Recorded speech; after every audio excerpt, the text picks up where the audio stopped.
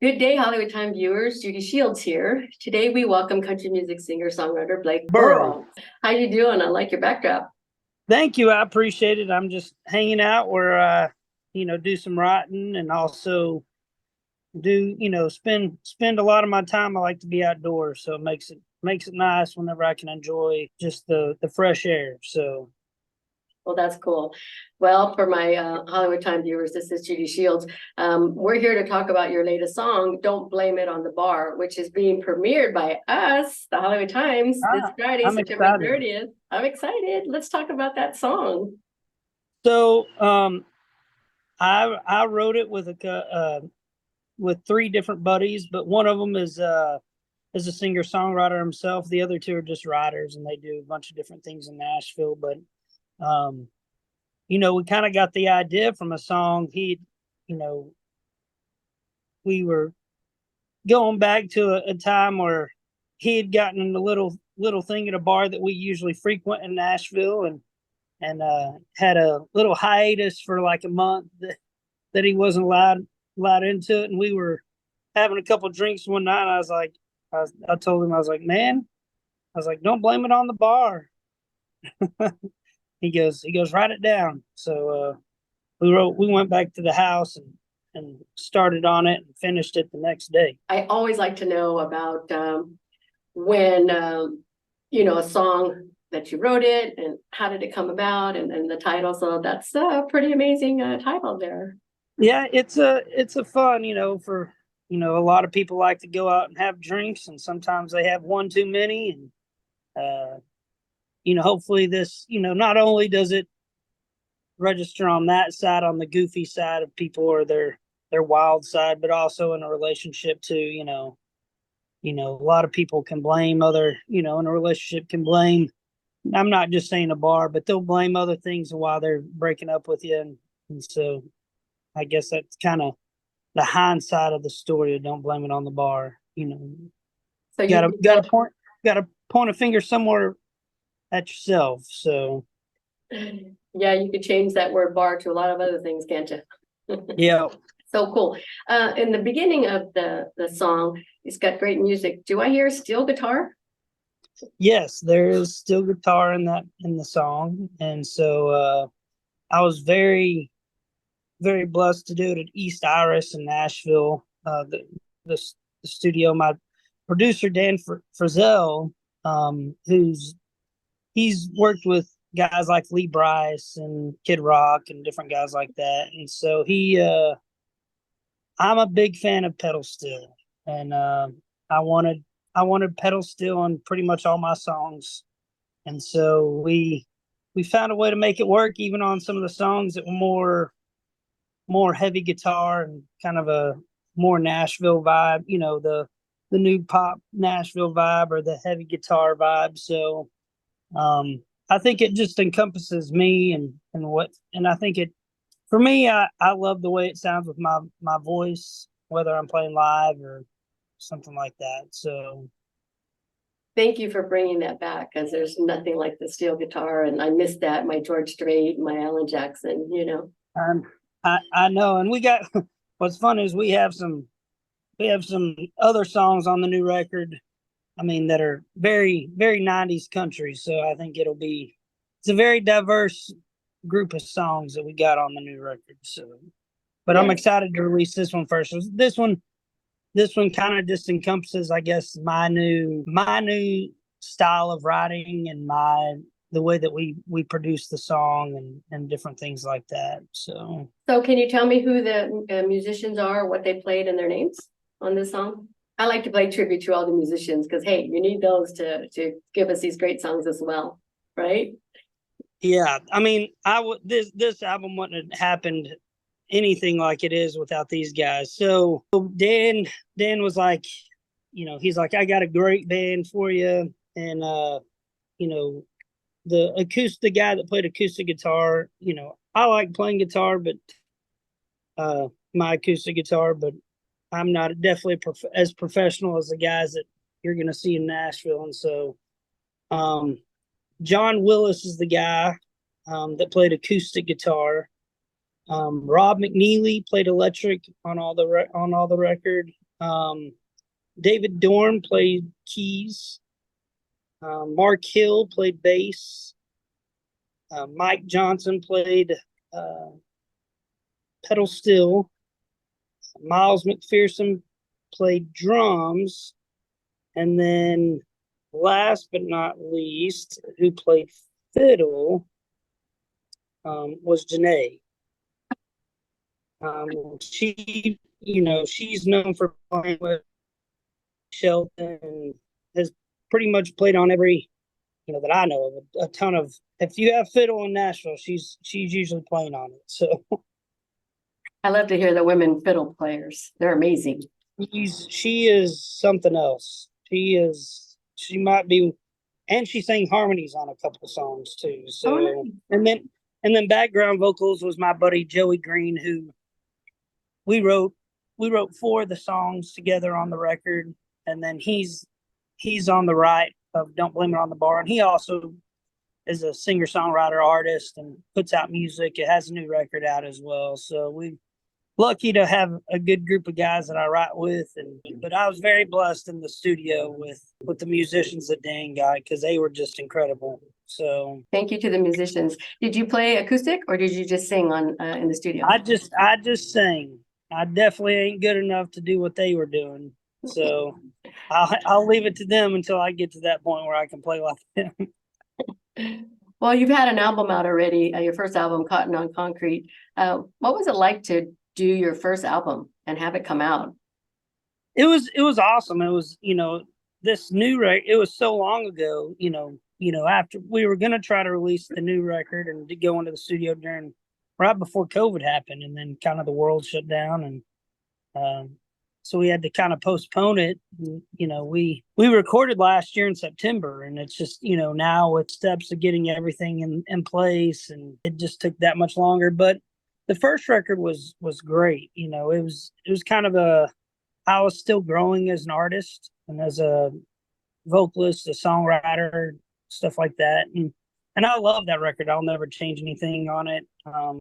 We might go back and re-record some of it to kind of fit what we're doing now. But I did it in Dallas at a place called Modern Electric with a guy named Bo Bedford.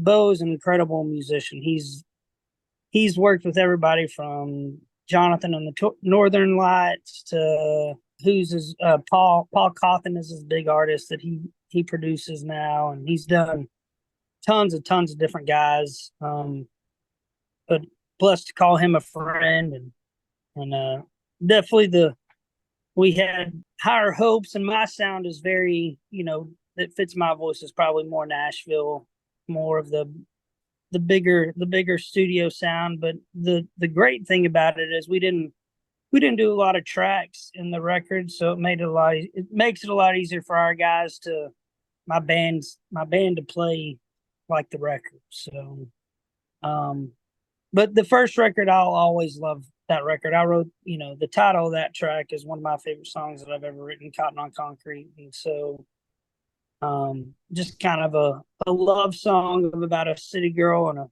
country boy that doesn't work out. It was definitely an experience that I think helped grow and what I really wanted in this new record. And so I think that it made me a better musician and strive to work harder at what kind of product I want to put out there. So the new single, Don't Blame It on the Bar, what was the first stage, and where was it that you sung that song? Oh yeah, I've done it. I've been doing it live I guess we wrote it last year. We wrote the song last year. I bet I started singing it 3 or 4 weeks after we wrote it. I started playing it out. Like, well, if I go to Nashville and I'm in a songwriters round, I like to try new songs out. If we're doing a round at different places. But my favorite place that I played it recently was a couple weeks ago, and we played at a place in the Stockyards, the Fort Worth Stockyards, with my band, and we played at a place called Rhinestone Saloon. We had a big, I had new merch, and we're just kind of celebrating the new song coming out on Friday. And so we had about 50, 60 people up front whenever we started playing Don't Blame It on the Bar, and everybody's up front singing the chorus with us, and so Cool. it was cool. It's cool to see that, considering the song's not out yet. So Yeah, it must be awesome to be the songwriter, the singer, and you're singing your song, and all of a sudden you're hearing us, the fans, singing along. That's got to be so awesome, right? it it definitely, makes you realize why you do what you do. Especially, I know Don't Blame It on the Bars, kind of it's a deeper song, but it's a, power rock song, a lot of guitars in it. But when you see a song that truly hits somebody and they're singing along with it, that's what makes you realize why you do what you do.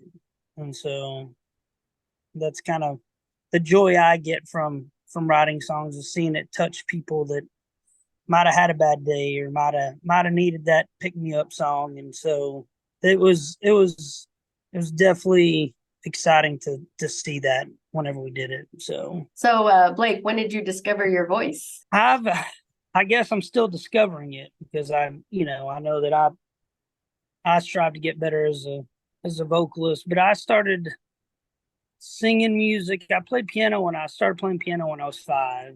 Wow. And then I was in a thing called Amarillo Boys Choir in Amarillo, Texas, and we would travel and play different things at, like, orchestras or symphonies. And we did a tour out to Arizona, and I think California. And this was back when I was like 7 or 8. I think I was 8. So I guess I always, sang. And my mom was a huge Beach Boys fan, and like Elvis. And so I sang a lot of Beach Boys and Elvis when I was younger. So It was my very first concert was a Beach Boys concert, 7. So Oh, nice. You got bit then. I know that was back when they were a lot younger. All of them were still there. So Yeah. I mean, I remember the concert. I just remember going. Sometimes at that age, it's hard to remember all the songs and stuff like that. But I remember I was so excited to be there. But I think I sang in church a lot, and I think that's where in the youth choir, and then the praise and worship band, and then I think that's where I really really found my voice. I played at a church for in college, and wrote some praise and worship songs and different things like that. But then my love for country music came out, and I started writing country songs. It just fit my voice. If that, sometimes you just start singing a style of music and it just fits your voice. And Yeah. and I felt like I had something to say in my songs. And so I guess college was really where I found my voice for country music. And I always knew I could sing since I was little, and play music and play instruments. But I think I really found my direction when I was probably 23, 24. And it still took me a long time to decide if I wanted to do music full time or not. I had 2 degrees, and Wow. I didn't know if, I knew music wasn't going to be an easy road, and I definitely started doing it a little bit later in my career, so full time. So it's been quite a journey. So Blake, who are your country music heroes? Well, there's way too many to count, but my one that I have a lot of respect for in his writing, and he recently just passed away, was a guy named Charlie Robinson. Oh. And so my brother had given me a CD when I was in junior high, probably, and it had like Chris Ledoux and Charlie Robinson and Black Hawk and George Strait and Jason Boland, some Texas guys mixed with some Nashville guys. Like, he had Charlie Robinson on there, and that was, man, I really loved his music and his songs. But he was definitely, on the songwriter side, he was one that he could just tell a story. But some of my favorites influences, I love Vince Gill. Vince Gill might be one of my favorite singer-songwriters, artists. I just love his vocals and his ability to write a song. Another guy that, you know, had a big influence, a Texas guy, was Wade Bowen. And then some other older guys, you know, I like Wayland and Merle a lot, on the older side. And then some of the newer guys, you know, I love the styles of, like, you know, Stapleton obviously is hard not to. There's like younger guys that I really love the way that they write. A guy named Drew Parker and Jake Worthington. I love his style. And then same with like Cody Johnson. Like, of course, I was able to write a song on the new record with Cody Johnson's producer, Trent Willman, who's a buddy. And so we wrote a song called Drink It Right, which is a honky tonk song. From the standpoint of country music, like, those are some of my big ones. Like, and then there's just songwriters that I admire that are just in Nashville Alan Shamblin, I love his record, you know, his last two records. Like, there's just different guys that I think are amazing songwriters. And then, of course, I can't leave out, you know, my buddy Joey Green. You know, he's one of my best friends, but I just love the way he writes and his style. That's kind of me in a nutshell, I guess, on the country, what pushes me to country, even though I love all styles of music, you know, yeah, songwriter from every genre. So, but those are some of my country influences. That's a great answer. It's a whole lot of amazing people you just mentioned. Yeah, they are incredible. So, also, Blake, what's your social media so our followers can find you? So, my Facebook is just Blake Burrow Music, I believe. Instagram is just at Blake Burrow. TikTok is Blake Burrow Music, I believe. It's at Blake Burrow Music on TikTok. And then we have a YouTube channel, Blake Burrow. Social media is a big part of music nowadays. So that's where it's all at. You know, it's a lot different than back in the day, but we'll make sure we put all your social links up there. We're the HollywoodTimes.today. We also have a YouTube channel, the Hollywood Times Original. So we are so excited here at the Hollywood Times to be premiering your new song on Friday. Oh my gosh, it's really I'm excited. I'm excited. Thank you. The music video was super fun too. We did a music video and cool. Hopefully that'll come out eventually as well. But I'm just excited to get this out. I know it's taken me a while for everybody, you know, that follow me already, that they've been waiting to hear new music for a long time. And so I'm excited to release this. It is about dang time is what my dad told me. And so but everything happens for a reason. You know, timing is everything. And so right. So I'm assuming you're working still on releasing an album. Will it be this year or will it be next year? So the new record will probably come out in March. But what we'll do is we'll release in early November. We'll probably release another single, and then we'll release the music video. We're probably going to release a Christmas song as well. And then the start of next year is when we'll really gear up. We're going to go into the studio in November, December back in Nashville, and we got 4 more songs that we're going to do and to add to the record. And so we're just going to keep them coming out and just, you know, hopefully this will be a favorite for everybody. Don't blame it on the bar. Like, that's, you know, it will be. We're hoping it's some sort of anthem for people that have the frequent nightlives. So it will be. We're super excited, and we're like I said, hopefully March is where we're shooting with the team. I know we still have some pieces that we got to get set, but what we're truly thinking is March. So, well, it sounds like I'll be able to talk to you soon in November, December, or March. We'll keep up with you. Yeah, I'd love to, Judy. I sure do appreciate your time and y'all premiering the song. It means a lot. So, We are so excited. so, but no, if you need anything else, like I said, I would love anytime you want to interview, or You got it. I would love it. So, I like to have conversations, that's for sure. and sometimes you can't get me to stop talking. So, you know, Uh-oh, you and I'll be on here forever then. I know. Well, we do That's only appreciate your after- time. Well, yeah.